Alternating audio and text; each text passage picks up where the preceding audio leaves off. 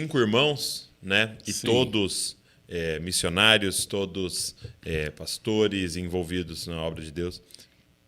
O que você acha que seus pais fizeram que gerou esse fruto tão poderoso?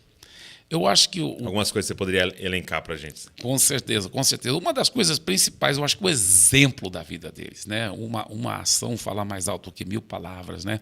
E meus pais apaixonados por Jesus, assim, eu também queria, né? A gente via que vale isso que era importante na vida. O que se você via de forma prática, assim, que você fala, isso. ele era apaixonado por Jesus. Isso. O que você via? Olha, primeiro, a intenção do coração dele sempre era falando sobre as coisas de Deus, sempre amando a Jesus, minha mãe também, sempre eles pensando em como ganhar mais vidas para Jesus. A conversa girava em torno disso. A conversa sempre a conversa girava em torno disso, de agradar a Deus mesmo, de verdade. Então, a gente tinha culto doméstico bem fielmente. Isso, como é que era? Então, no culto doméstico a gente amava o culto Era diário? doméstico. Era diário. Diário. E meu pai nunca se tornou um grande músico, mas ele tocava um pouquinho de violão, e ele tocava violão, umas músicas, né, cristãs, a gente cantava, e a gente gostava de estar junto lá, e aí eles contavam histórias da Bíblia de uma forma que nós, crianças, podíamos entender.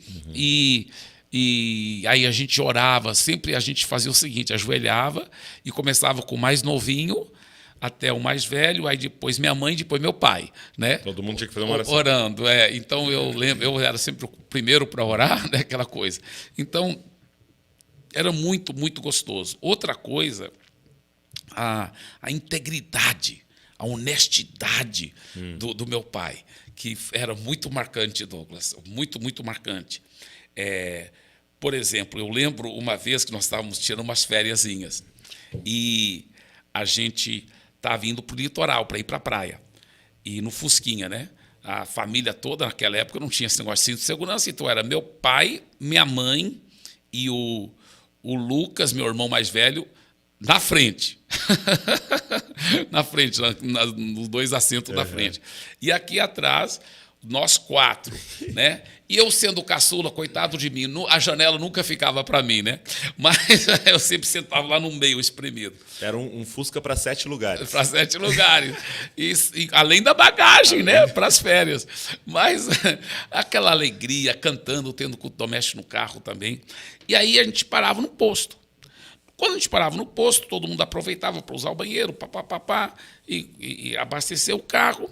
E meu pai, então, ele era meio esquecido das coisas. Então, depois de sair do posto, muitas vezes meu pai falava assim, poxa, não lembro se eu paguei o frentista. Aí minha mãe, muitas vezes, tinha visto ele pagar. Não, eu te vi pagando. Você tem certeza que você me viu? Eu tenho certeza. Tranquilo. Mas, às vezes, minha mãe falava assim, amor, eu não vi, porque eu estava usando o banheiro. Eu não sei se você pagou ou não. Aí meu pai preocupado. Aí, então, nessa altura do campeonato, a gente já estava meia hora do posto. Meu pai falava, não, vamos voltar. Quer dizer, a gente ia perder 1 hora de viagem. Vamos voltar. Ele voltava, Douglas. E quando chegava no posto, o frentista reconhecia, e da janela do carro mesmo, o frentista falava assim, ô, rapaz, o que você está fazendo de volta aqui? Meu pai falou, mas eu te paguei?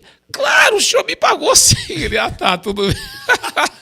Porque ele não aceitava o fato de talvez não ter pagado. Isso, aquela integridade. Foi um testemunho muito forte. E eu aprendi, quando eu era pequeno, que anjos podiam aparecer entre nós como seres humanos disfarçados. E por isso que a Bíblia até fala que a gente deve tratar bem todo mundo, porque de repente estamos pode estar recebendo um anjo. Aí eu também sabia que anjos eram perfeitos, né? Porque se o anjo pecasse, ele era expulso do céu, virava demônio. Então eu coloquei uma coisa com a outra, e, né, eu pequenininho, e eu pensei, cara, meu pai é um anjo disfarçado. Eu realmente pensei que eu tinha feito a descoberta do século. Porque eu nunca vi meu pai pecar, nunca vi. Meu pai é um anjo. Aí um dia, quando se tratava nós dois, eu falei assim, pai, responde sim ou não. O senhor é um anjo? E Douglas, eu tinha certeza absoluta que ele ia dizer assim, como você descobriu meu filho?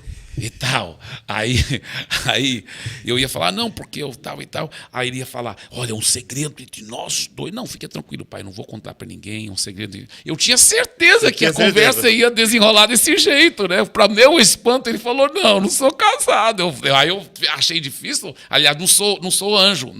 Aí eu falei, mas como? Ele falou, anjo.